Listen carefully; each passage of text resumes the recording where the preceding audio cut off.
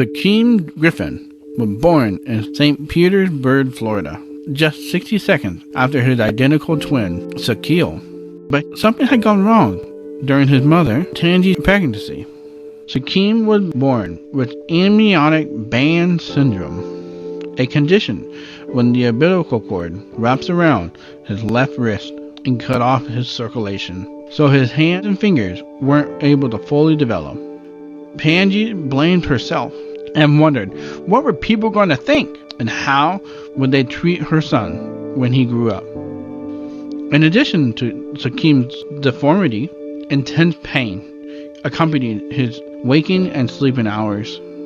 One night, when her son was just 4 years old, Tangi heard her son screaming in agony.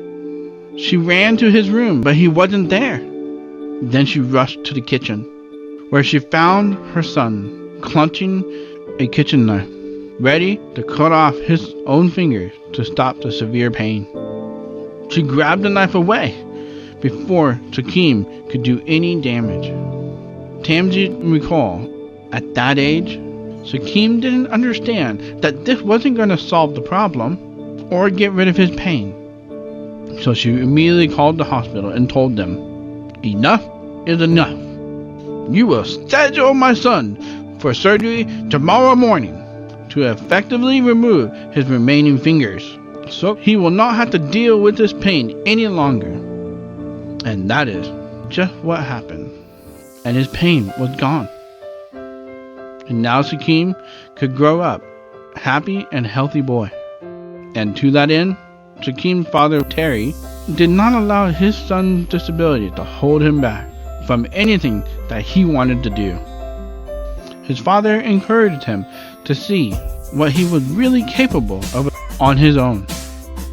When Shaquem got an idea in his head of a sport or an activity he wanted to try, his father would test it out using only one hand. His father commented, "If I could do it, he can do it."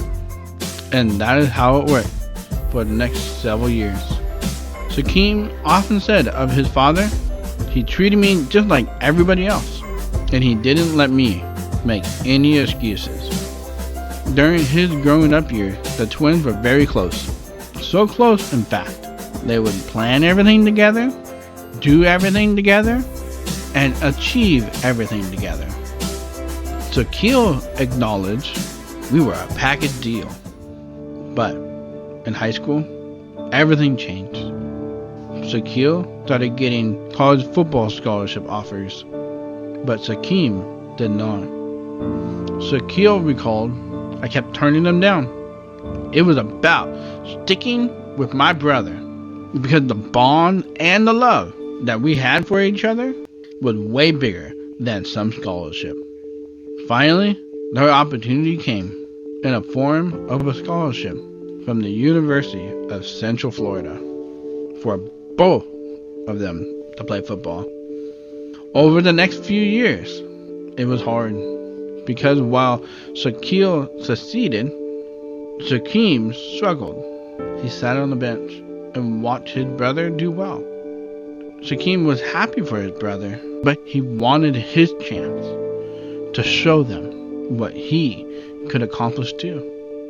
So finally, in 2016, that chance came when Scott Frost took over as head coach. Scott recalled, "It was easy after the first couple practices to look beyond the fact that Shaquem only had one hand." That season, Shaquem shined. He was 11th in the nation in sacks and earned the Conference Defensive Player of the Year award.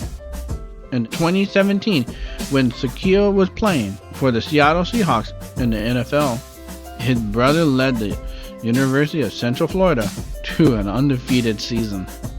Then, in January, Shaquem was invited to the NFL Combine, which is where prospective players were evaluated by scouts as potential draft picks for NFL teams. Finally, Shaquem would have his chance to prove that he could play the game that he loved with the best of them. During the 2018 Combine in Indianapolis, Shaquem surprised everyone by running the 40-yard dash in 4.38 seconds, the fastest time for a linebacker ever recorded. Shortly afterwards, Shaquem was chosen as a 5th-round draft pick for the Seattle Seahawks, the same team his brother played for, and went on to play on special teams for the next 3 seasons. Through his hard work and determination, Shaquem recalls his successes and encourages others by saying, "I want to be able to show everybody, if somebody says that you can't do it, the only person that can stop you is yourself. I may not change the world, but I'm not just a football star. I have worked my butt off for everything I have in life, and it ain't gonna stop here."